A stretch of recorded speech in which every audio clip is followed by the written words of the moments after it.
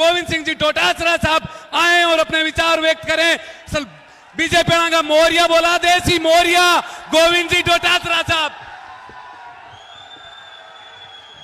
हमारे नेता परम आदरणीय राहुल गांधी जी, हमारे पूर्व मुख्यमंत्री परम आदरणीय अशोक गहलोत जी, हमारे बीकानेर के लोकसभा प्रत्याशी आदरणीय गोविंद मेघवाल जी, श्री गंगानगर हनुमानगढ़ के लोकसभा के प्रत्याशी हमारे कुलदीप इंदौरा जी, हमारी यहाँ की अनूपगढ़ की विधायक बहन शिमला नायक जी, सम्मानित मंच और किसान भाइयों, आदरणीय बुजुर्गों, युवा साथियों, माताओं बहनों और मीडिया के बंधुओं, आज हमारे लिए बहुत ही गौरव का विषय है कि हमारे बीच में इस अनूपगढ़ की धरती पर बीकानेर लोकसभा संसदीय क्षेत्र में और गंगानगर जिले में हमारे नेता आदरणीय राहुल गांधी जी आए हैं। हम इनका तालियों की गड़गड़ाहट के साथ हार्दिक स्वागत करते हैं, अभिनंदन करते हैं। राहुल जी, ये वो धरती है, किसानों की धरती है, जहां पर इन किसानों ने इस मोदी सरकार के खिलाफ उन 3 काले कानूनों को वापस कराने के लिए यहां पर 13 महीने तक बॉर्डर के ऊपर धरना दे करके देश के प्रधानमंत्री को झुकाने के लिए झुका दिया और माफी मांगने के लिए मजबूर किया। ये वो किसान भाई हैं, ये वो किसान हैं जिनकी लड़ाई राहुल जी, आपने भूमि अधिग्रहण कानून जब भारतीय जनता पार्टी की एनडीए सरकार जब चेंज कर रही थी, अंडाड़ी और अबानी को वो जमीन देने की षड्यंत्र कर रहे थे, तब हमारे नेता राहुल गांधी जी, आपने इन किसानों की लड़ाई लड़ी और उस किसानों की लड़ाई में जीत इन किसानों की हुई। इसके लिए भी आपका ये किसान धन्यवाद देना चाहते हैं। मैं निवेदन करना चाहता हूं, यहाँ के किसान को राहुल जी पानी चाहिए, फसल का सही कीमत चाहिए, इसके अलावा कुछ भी नहीं चाहिए। लेकिन ये मोदी सरकार 10 साल से इन किसानों को कुचलने का काम कर रही है, इनको परेशान कर रही है। इनसे वादा किया गया था इनकी आमदनी दोगुनी करेंगे, इनसे वादा किया गया था कर्ज माफ करेंगे, इनसे वादा किया गया था कि एमएसपी का कानून लाएंगे, लेकिन ठगासा महसूस कर रहे हैं। आज भी यहाँ के किसान बॉर्डर पे बैठे हुए हैं, वो मोदी सरकार से पूछ रहे हैं कि आपने जो वादा किया था, लिखित में समझौता किया था, वो एमएसपी का कानून कहां गया मोदी जी। ये वो किसान हैं जो चलते चुनाव में श्रीकरणपुर के अंदर भारतीय जनता पार्टी की इस पर्ची सरकार ने राहुल जी मंत्री बना दिया था। उस मंत्री को अग्निवीर मंत्री बनाने का काम इस धरती के किसानों ने किया है।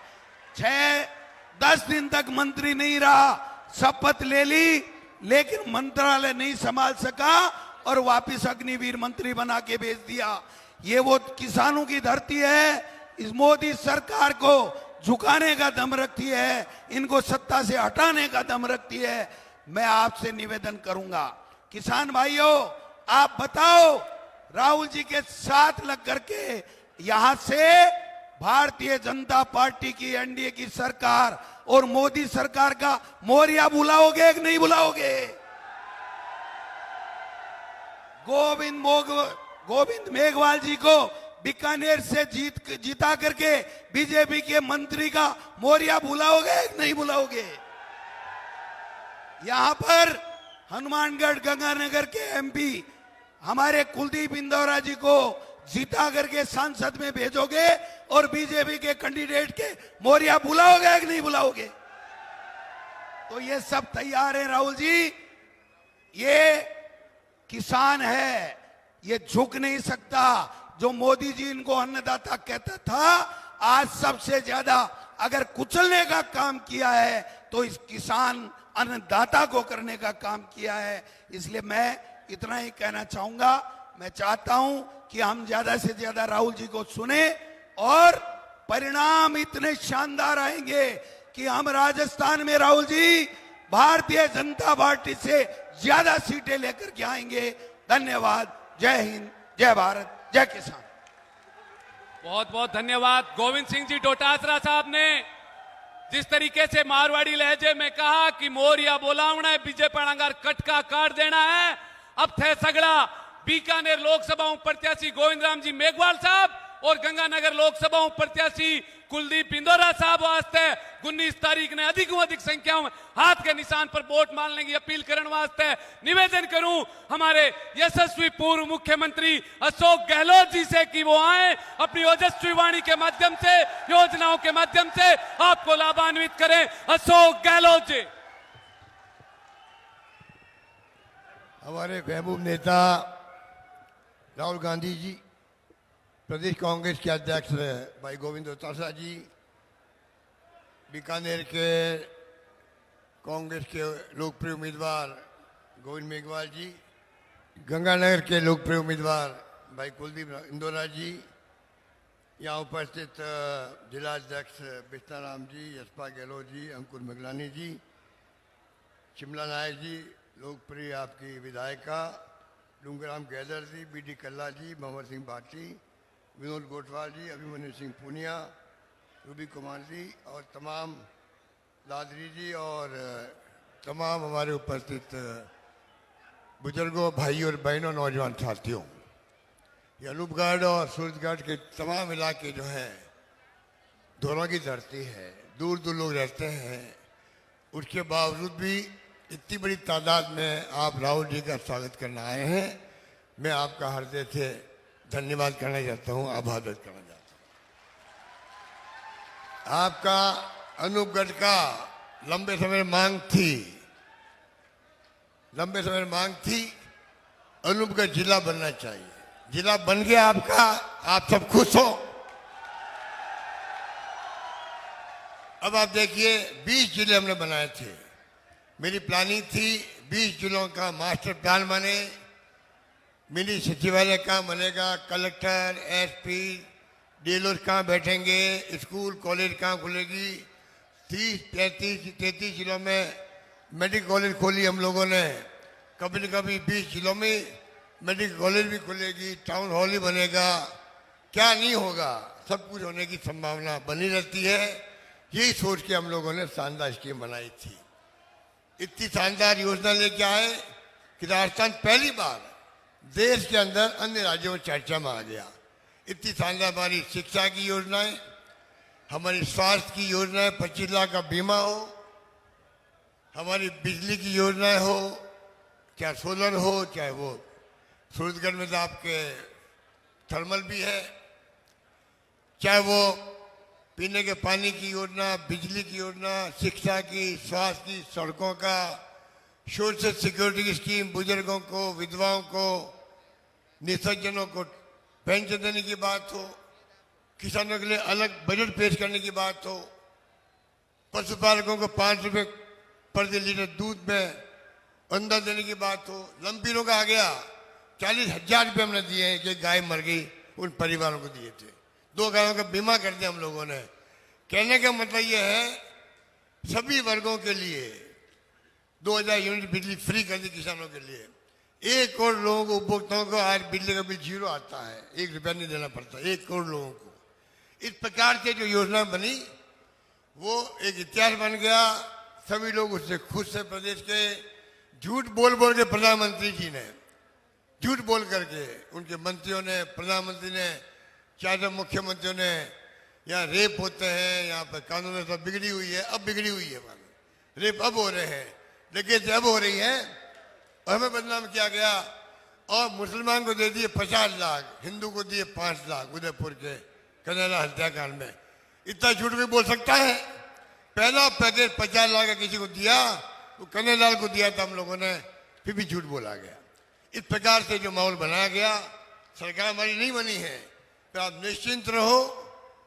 अब जो राहुल गांधी जी की यात्रा थी, बाढ़ जोड़ो यात्रा, बाढ़ जोड़ो न्याय यात्रा, इसका निचोड़ जो है वो आपको कांग्रेस के मैनिफेस्टो में सामने आया है।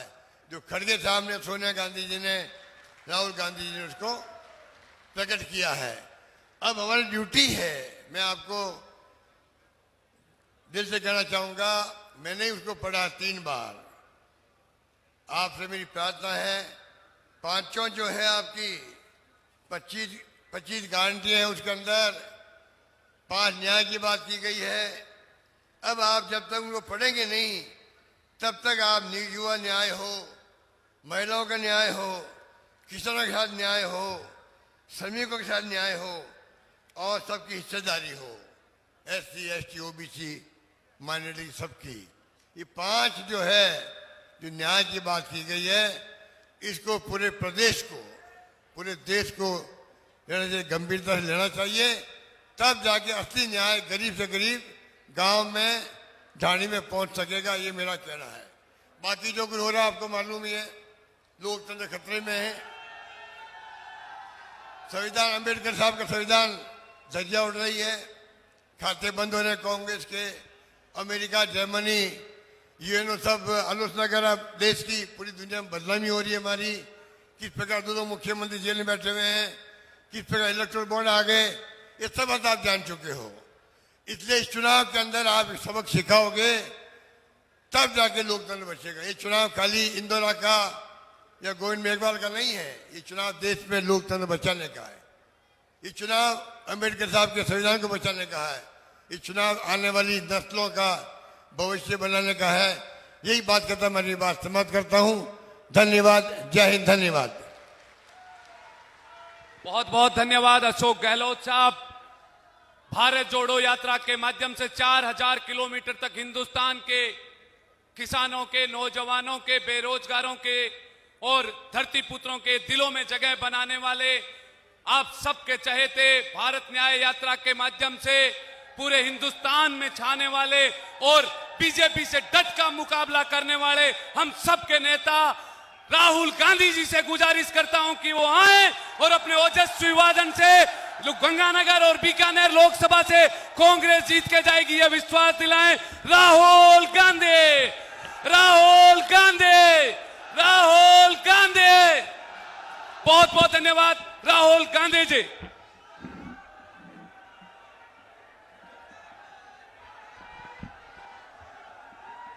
सुखजिंदर रंधावा जी, गोविंद दोतासरा जी, अशोक गहलोत जी, सचिन पायलट जी, श्रीमती शिमला नायक जी, अंकुर मिगलानी जी, सिहाग जी, हमारे कैंडिडेट्स गोविंद राम मेघवाल जी, कुलदीप इंदौरा जी, कांग्रेस पार्टी के वरिष्ठ नेता, भाई और बहनों, हमारे प्यारे कार्यकर्ता, बब्बर शेर,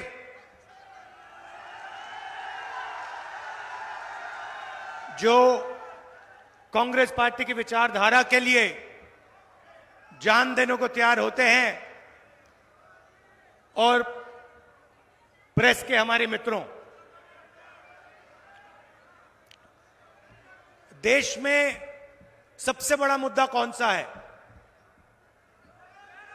बेरोजगारी। किसी से भी पूछो, यात्रा में मैंने हजारों लोगों से पूछा सबसे बड़ा मुद्दा कौन सा है, खट जवाब आता है बेरोजगारी सबसे बड़ा मुद्दा है। दूसरे नंबर पे कौन सा है? दूसरे नंबर पे महंगाई। दूसरे नंबर पे 90% लोग आपको कहेंगे पहले नंबर पे बेरोजगारी, दूसरे पे महंगाई। अब आपने एक चीज नोट की होगी कि हिंदुस्तान की जनता से अगर आप पूछें तो वो आपको बताएंगे पहले नंबर पर बेरोजगारी, दूसरे नंबर पर महंगाई। मगर अगर आप हिंदुस्तान के मीडिया से पूछेंगे या मीडिया को देखेंगे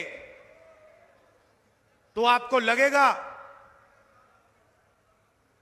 सबसे जरूरी मुद्दा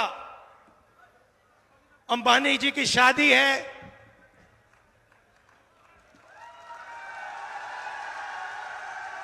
उधर आपको विदेश से हजारों लोग आते हुए देखेंगे। 24 घंटा मीडिया में आपको नरेंद्र मोदी जी का चेहरा दिखेगा। कभी वो समुद्र के नीचे जाएंगे,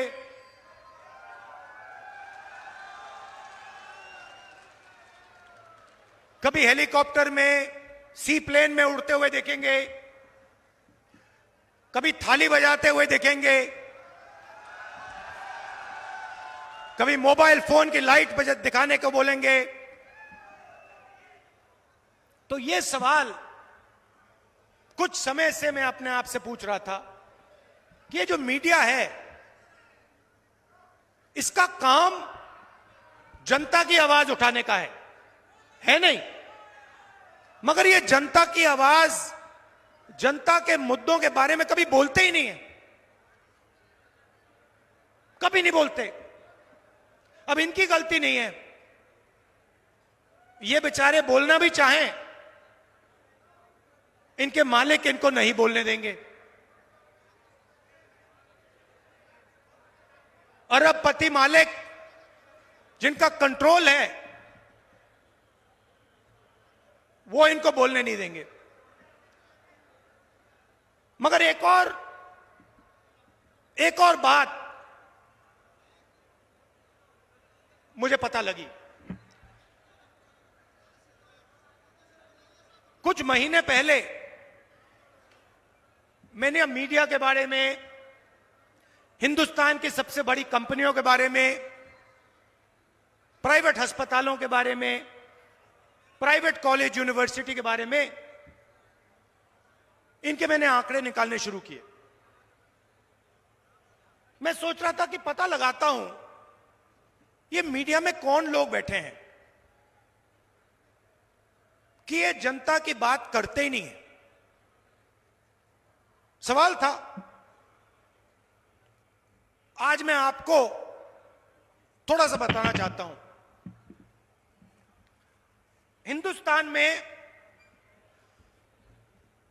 पिछड़े वर्ग की 50% आबादी है तकरीबन। कोई जानता नहीं है, मगर कहा जाता है कम से कम 50%। आदिवासियों का 8%, दलितों का 15%, माइनॉरिटी 15%, गरीब जनरल कास्ट के लोग तकरीबन 5%। मतलब 90% से ज्यादा हिंदुस्तान की आबादी या पिछड़े वर्ग की है, या दलित, आदिवासी, गरीब जनरल कास्ट की। भाई और बहनों, मैंने मीडिया कंपनी के सारे मालिकों की लिस्ट निकाली और इनके जो सीनियर पत्रकार हैं, जो बड़े बड़े एंकर हैं, पूरे हिंदुस्तान में मैंने इनकी लिस्ट निकाली। आपको आश्चर्य होगा कि हिंदुस्तान के मीडिया के मालिकों की लिस्ट में और सीनियर मैनेजमेंट की लिस्ट में एक पिछड़े वर्ग का व्यक्ति नहीं है, एक नहीं है। मतलब 50% आबादी जिनकी है,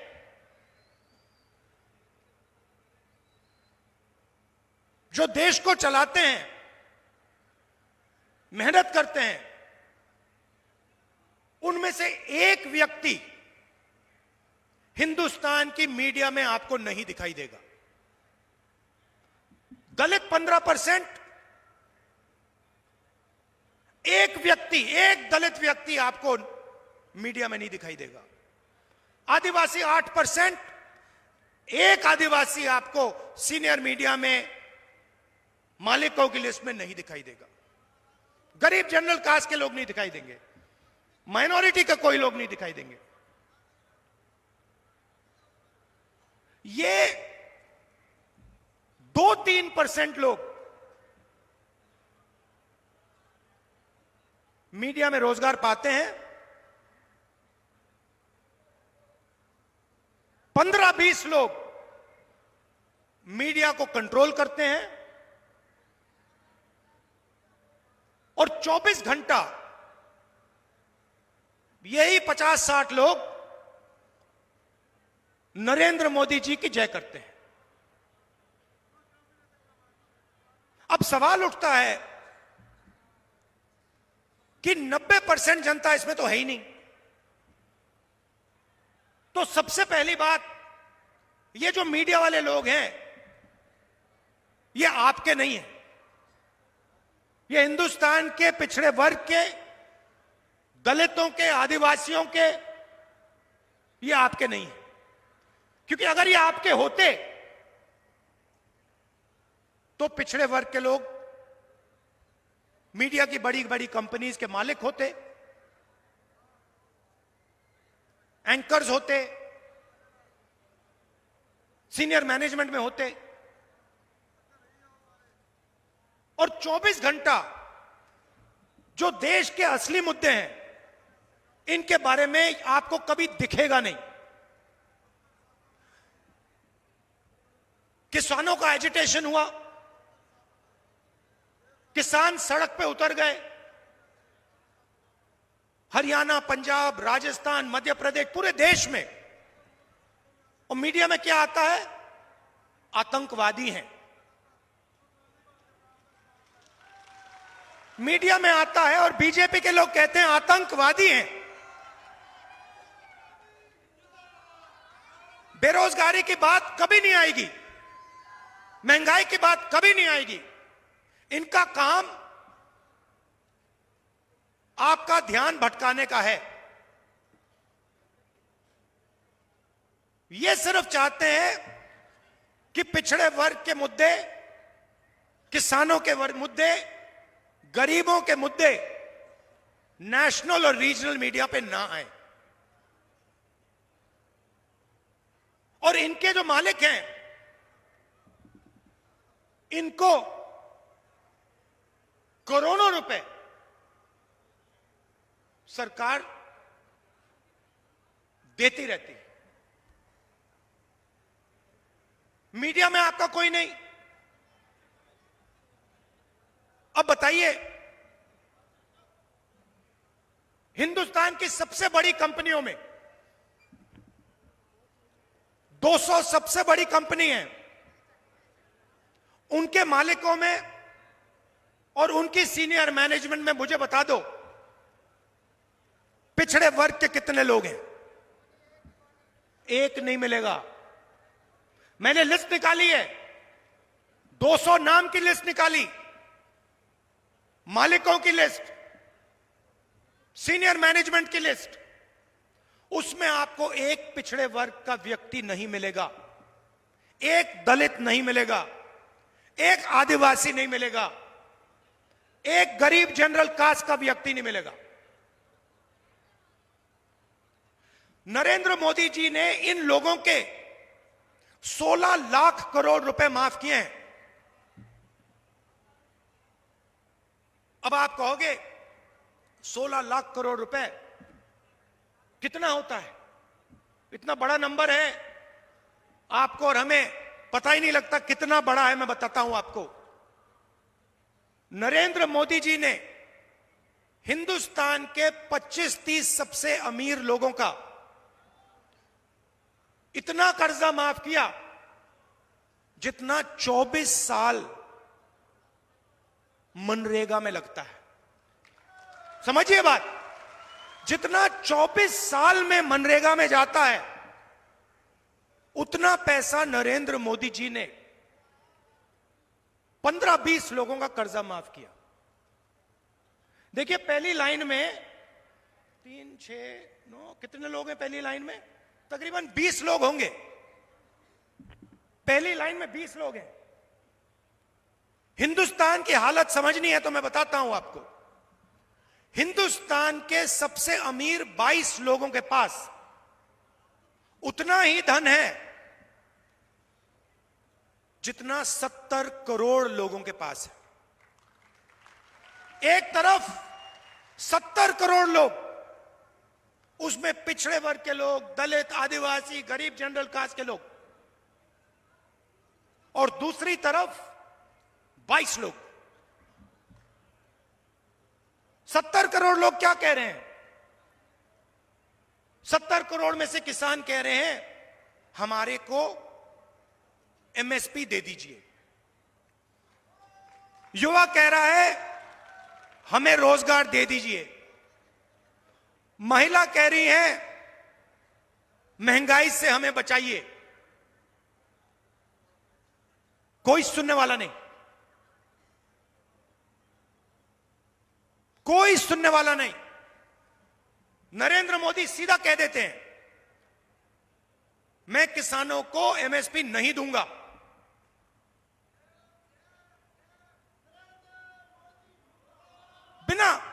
बिना झिझक के मैं नहीं दूंगा। और फिर कहते हैं वो तो आतंकवादी हैं। वायदा किया था 2 करोड़ युवाओं को रोजगार दूंगा, 15 लाख रुपए दूंगा बैंक अकाउंट में। 15 लाख रुपए से ज्यादा आपके जेब से उठा के ले गए। जीएसटी, नोटबंदी, लाखों रुपए। पहली बार किसान टैक्स देता है। हिंदुस्तान की हिस्ट्री में पहली बार किसान टैक्स दे रहा है। और जितना टैक्स आप देते हो जीएसटी में, उतना ही अदानी देता है। यह आपने शर्ट खरीदी, 18% जीएसटी आप दोगे। यही शर्ट अगर अंबानी या अदानी खरीदेगा, वो भी 18% ही देगा। तो धन आपका, वो अरबपति है। और जितना टैक्स किसान देता है उतना वो देता है।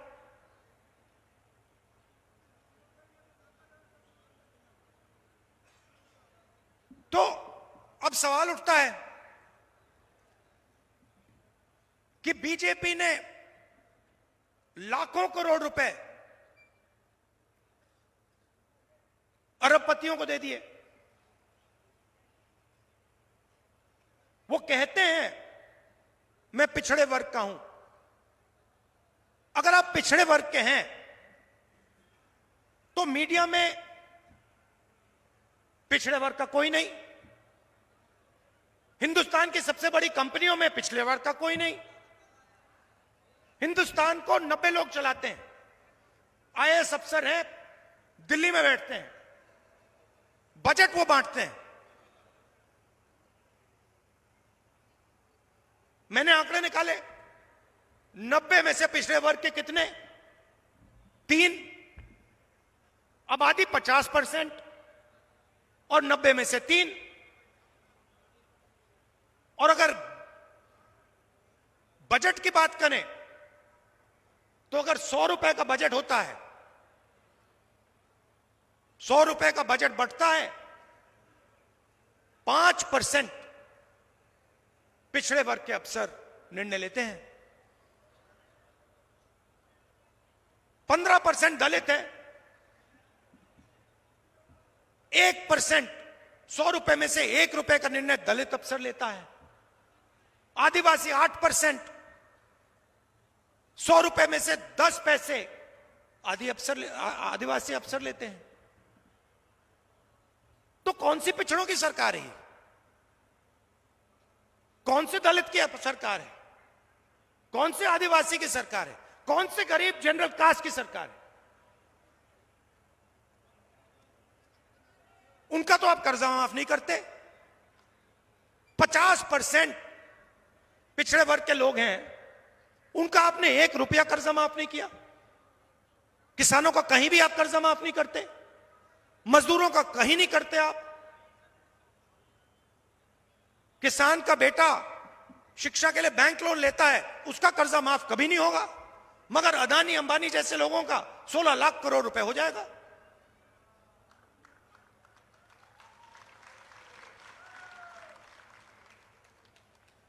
चौबीस घंटा मीडिया बात करेगी, कभी आपको क्रिकेट दिखाएगी, कभी आपको बॉलीवुड के स्टार दिखा देगी, ध्यान इधर उधर करवाएगी।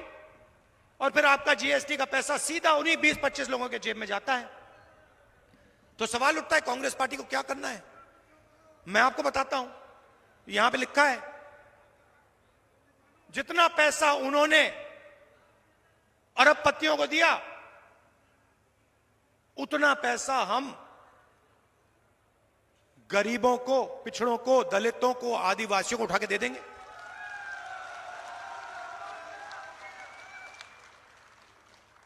और आप देखना, चुनाव जीतने के बाद जब हम ये करेंगे तो सारा का सारा मीडिया कहेगा कि देखो आप किसान की आदत बिगाड़ रहे हो, आप मजदूरों की आदत बिगाड़ रहे हो। हमने मनरेगा किया, मेहनत करके मजदूर को पैसा मिलता है, फ्री में नहीं मिलता। सारी की सारी मीडिया कहती है नहीं देखो यूपीए की सरकार मजदूरों की आदत बिगाड़ रही है, आलसी बना रही है। मगर जब हिंदुस्तान के अरबपतियों का कर्जा माफ होता है तो उनकी आदत नहीं बिगड़ती, वो आलसी नहीं होते।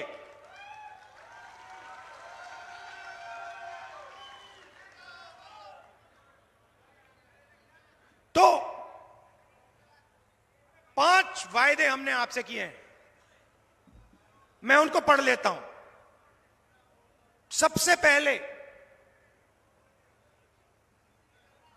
आज तक कोई नहीं जानता कि पिछड़ों की कितनी आबादी है, दलितों की कितनी आबादी है,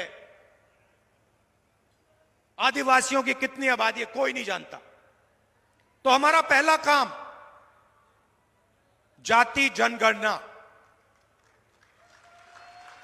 चोट लगती है, डॉक्टर कहता है एक्सरे करो। चोट हिंदुस्तान में जनता को लग रही है।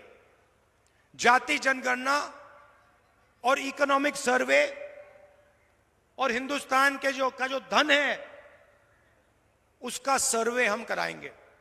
पता लगाएंगे पिछड़े वर्ग के कितने लोग, गरीब जनरल कास्ट के कितने लोग, दलित कितने, आदिवासी कितने, माइनॉरिटी कितने, और पता लगाएंगे हिंदुस्तान का धन कितने लोगों के हाथ में है, किन लोगों के हाथ में है। हर संस्था को देखेंगे, मीडिया को देखेंगे, बड़ी बड़ी कंपनियों को देखेंगे, सरकारों को देखेंगे और पता लगाएंगे क्या सचमुच में पिछड़ों की भागीदारी है, दलितों की भागीदारी है, आदिवासियों की भागीदारी है, गरीब जनरल कास्ट की भागीदारी है। और जाति जनगणना से दूध का दूध, पानी का पानी हो जाएगा, सब पता लग जाएगा।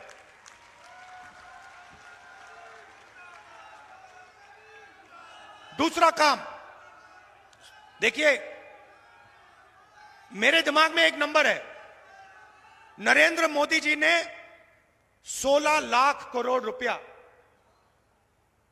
22-25 लोगों का कर्जा माफ किया है।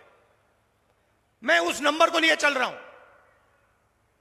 अगर नरेंद्र मोदी जी ने अरबपतियों का कर्जा माफ किया, उनकी मदद की, तो हम हिंदुस्तान के हर गरीब की मदद करेंगे, उसकी रक्षा करेंगे।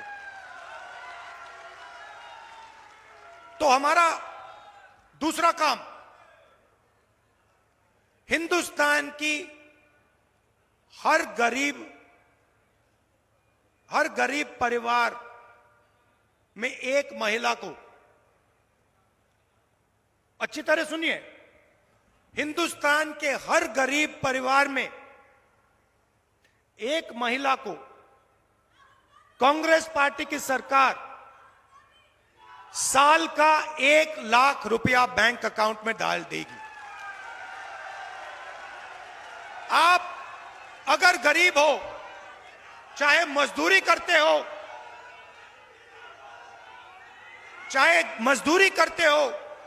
चाहे खेती करते हो, चाहे छोटे कारखाने में काम करते हो, अगर आप गरीब परिवार हो, आपके परिवार में एक महिला को महीना का 8,500 रुपया, साल का 1 लाख रुपया सरकार बैंक अकाउंट में डाल देगी और उस दिन तक डालेगी। मजे की बात सुनिए, और उस दिन तक डालेगी जिस दिन तक आप गरीबी रेखा से निकल जाओगे। अगर आप गरीबी रेखा के नीचे हो, आपके बैंक अकाउंट में हर साल 1 लाख रुपया, 8,500 रुपया महीने का खटाखट खटाखट खटाखट खटाखट आता रहेगा।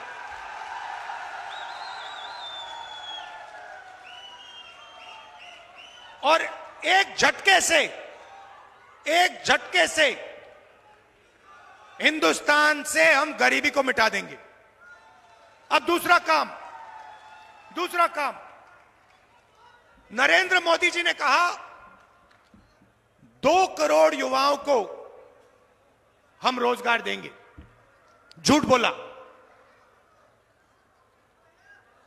जो अमीर घर के लड़के होते हैं, लड़कियां होती हैं, वो अप्रेंटिसशिप करते हैं। शब्द आपने सुना होगा।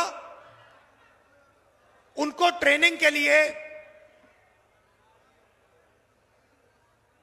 1 महीना, 2 महीना, 6 महीना बड़ी बड़ी कंपनियों में भेजा जाता है। उनको पैसा मिलता है और ट्रेनिंग मिलती है। हिंदुस्तान में गरीब लोग अप्रेंटिसशिप नहीं कर सकते। सिर्फ अमीर लोग अप्रेंटिसशिप कर सकते हैं। सिर्फ अमीर लोग अपने बच्चों को प्राइवेट सेक्टर में, पब्लिक सेक्टर में अप्रेंटिसशिप करवा सकते हैं। हमने पहले रोजगार का अधिकार दिया, मनरेगा दिया। गांव में जो भी मजदूरी करते थे उनको हमने रोजगार की गारंटी दी। अब हम हिंदुस्तान के हर युवा को अप्रेंटिसशिप की गारंटी देने जा रहे हैं। अप्रेंटिसशिप कानून क्या कहता है कि अगर हिंदुस्तान का कोई भी युवा, शिक्षित युवा, अगर अप्रेंटिसशिप चाहता है तो प्राइवेट कंपनियों में, पब्लिक सेक्टर यूनिट में, सरकारी कंपनियों में, सरकारी ऑफिसेज में उसको 1 साल की अप्रेंटिसशिप और 1 लाख रुपए हिंदुस्तान की सरकार देगी।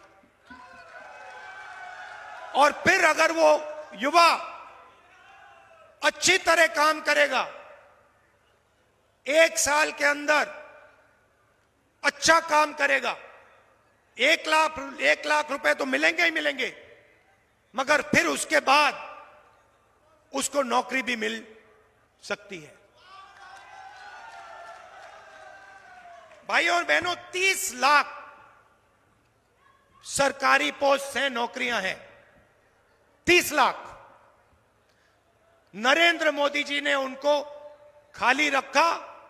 अपने जो 20-25 मित्र हैं उनकी मदद करने के लिए हम 2 काम करने जा रहे हैं।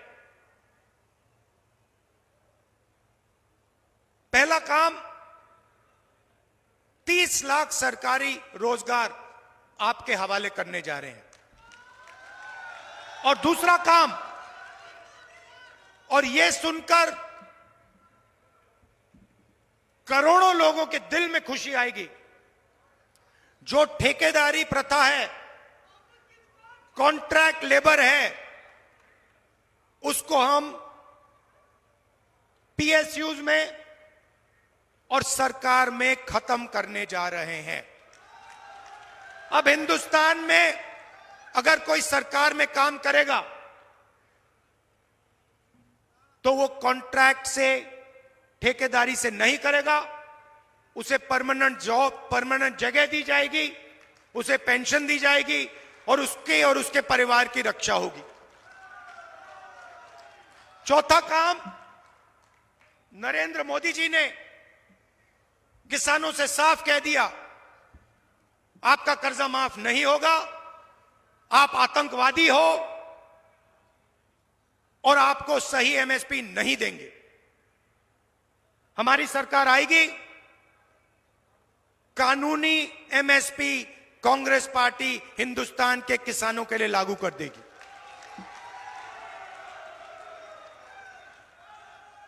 और अगर नरेंद्र मोदी कर्जा माफ कर सकता है तो कांग्रेस पार्टी फिर से किसानों का कर्जा माफ करके आपको दिखा देगी। तो ये मैं आपसे कहने आया था कि देखिए, जितना उन्होंने 20-25 लोगों को दिया, उतना हम हिंदुस्तान के करोड़ों लोगों को देंगे। और आखिरी बात, राजस्थान में,